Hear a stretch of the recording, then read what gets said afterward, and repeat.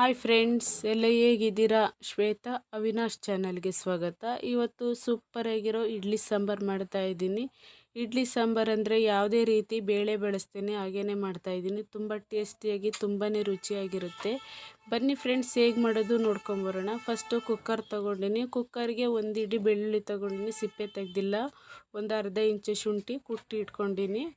ಇದಕ್ಕೇನೆ ಒಂದು 8-10 ಸಣ್ಣದು ಈರುಳ್ಳಿನ ಸಿಪ್ಪೆ ತೆಗೆದು ಹಾಕ್ಕೊಂಡಿನಿ. ದೊಡ್ಡದು 3 ಟೊಮೊಟೊ ಹಾಕ್ಕೊಂಡಿನಿ. ಸ್ವಲ್ಪ ಹುಣಸೆಹಣ್ಣು, ಒಂದು ಸ್ಪೂನ್ ಜೀರಿಗೆ, ಮುಳುಗುವಷ್ಟು ನೀರಾಕಿ 2 ವಿಸಲ್ ಹಾಕೋಬೇಕು. 2 ವಿಸಲ್ ಆಗಿದೆ. ಇದು ಬಿಸಿ ಎಲ್ಲ ತಣ್ಣಗಾದ್ಮೇಲೆ ಮಿಕ್ಸಿ ಜಾರಿಗೆ ಹಾಕ್ಕೊಂಡು 2 ಸ್ಪೂನ್ ಖಾರದ ಪುಡಿ ಹಾಕ್ಕೊಂಡಿನಿ. ಇದಕ್ಕೇನೆ 1 ಸ್ಪೂನ್ ಧನಿಯಾ ಪುಡಿನೂ ಸಹ ಹಾಕ್ಕೊಂಡಿನಿ. ಸ್ವಲ್ಪ ಅರಿಶಿನ ಪುಡಿನೂ ಸಹ ಹಾಕ್ತಾಯಿದ್ದೀನಿ. ಲಾಸ್ಟಲ್ಲಿ ಒಂದು ಸ್ವಲ್ಪ ಕೊತ್ತಂಬರಿ ಸೊಪ್ಪು ಹಾಕ್ತಾಯಿದ್ದೀನಿ. ರುಬ್ಲಿಕ್ಕೆ ಎಷ್ಟು ಬೇಕಷ್ಟು ನೀರು ಹಾಕೋಬೇಕು. 1 ಸ್ಪೂನ್ ಕಾಯಿ ತುರಿ ಇದೆ.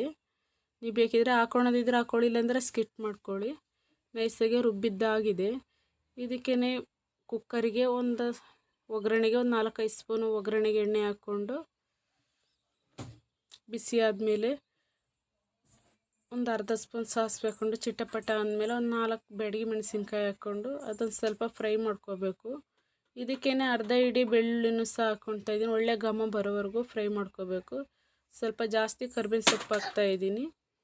ದೊಡ್ಡದೊಂದು ಈರುಳ್ಳಿನ ದೊಡ್ಡದಾಗೆ ಕಟ್ ಮಾಡ್ಕೊಂಡಿನಿ. ರುಬ್ಬಿರೋ ಮಸಾಲೆನೆಲ್ಲ ಹಾಕಿ ಕುದಿ ಬರೋವರೆಗೂ ವೆಯ್ಟ್ ಮಾಡಿ.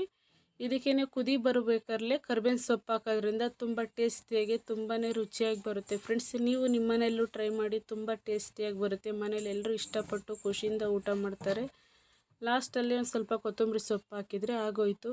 ನೀವು ಬೇಕಿದ್ರೆ ಒಂದು ಸ್ವಲ್ಪ ಬೆಲ್ಲ ಹಾಕ್ಕೊಳೋದಿದ್ರೆ ಹಾಕ್ಕೋಬೋದು. ನಾನು ಬೆಲ್ಲ ಹಾಕ್ತಾಯಿಲ್ಲ, ಹಾಗೇ ಮಾಡ್ತಾಯಿದ್ದೀನಿ. ತುಂಬ ಟೇಸ್ಟಿಯಾಗಿ ತುಂಬಾ ರುಚಿಯಾಗಿರುತ್ತೆ.